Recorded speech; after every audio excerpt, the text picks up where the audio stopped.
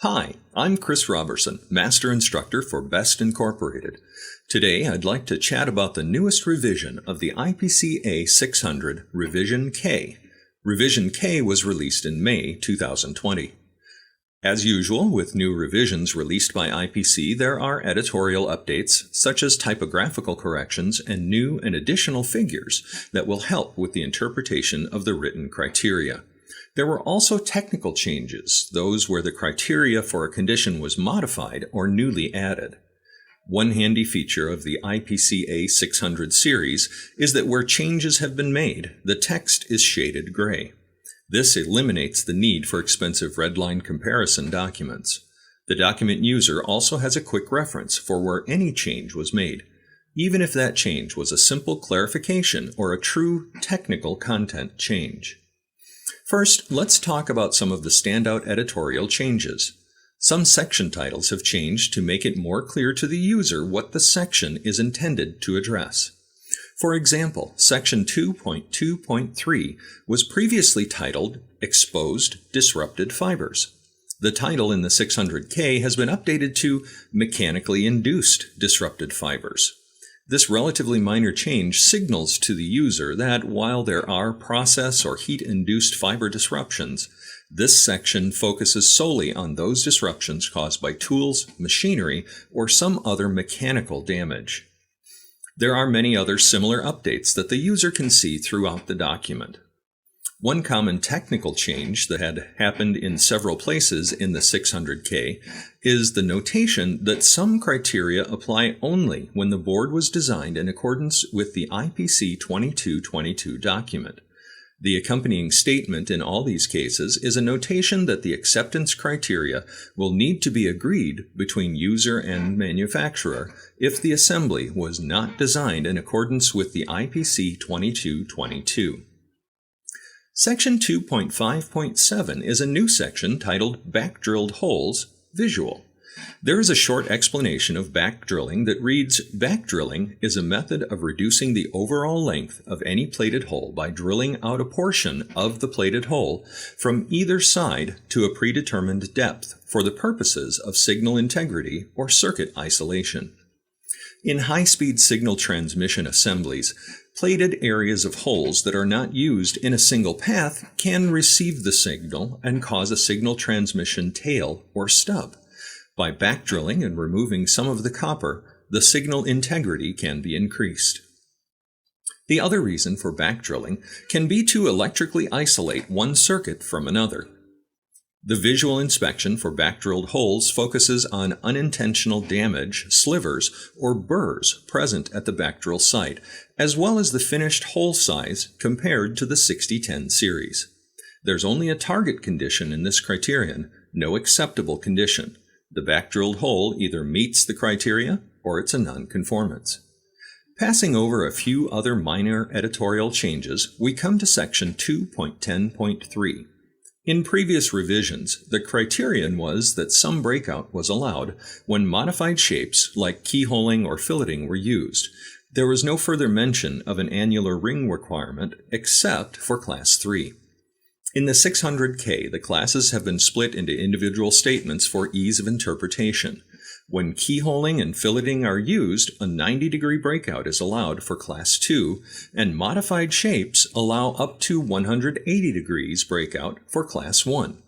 An additional requirement has been added to both Classes 1 and 2 that the conductor to land junction area must have an annular ring of at least 25 micrometers when no modified shapes have been used. Jumping ahead to 3.2.2.1, a new section titled Overhang has been added. Using the surface metal plating as the etch resist can cause the copper along the sides of the land or paths to be etched away.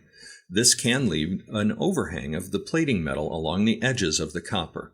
As long as that plating overhang is fully supported by copper, the assembly will meet the target condition.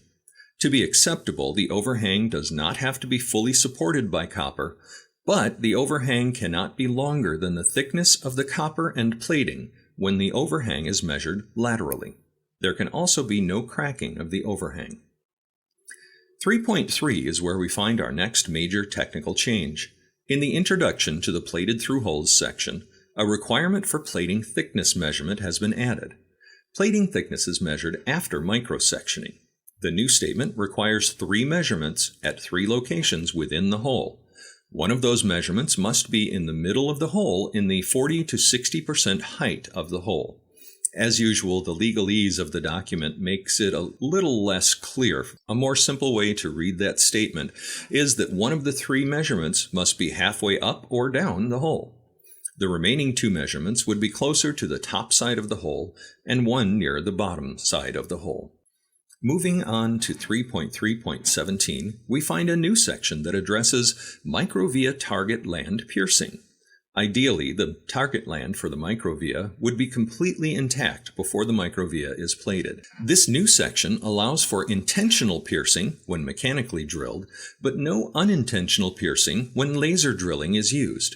The structural integrity requirements of the 6010 must be met, and there is no reduction of the vertical dielectric thickness below thickness requirements. The target land piercing isn't to be considered a reduction in the target land contact area. Section 3.3.20 contains a change that brings the IPC A-600 in alignment with other design documents. Other design-related document committees had agreed to relax the minimum thickness requirement for plated copper that wraps up over the knee of the via and onto the surface of the land or pad from 500 microinches down to 200 microinches. This change was made after reviewing industry data that showed the thickness reduction does not adversely affect the assembly in the operational environment.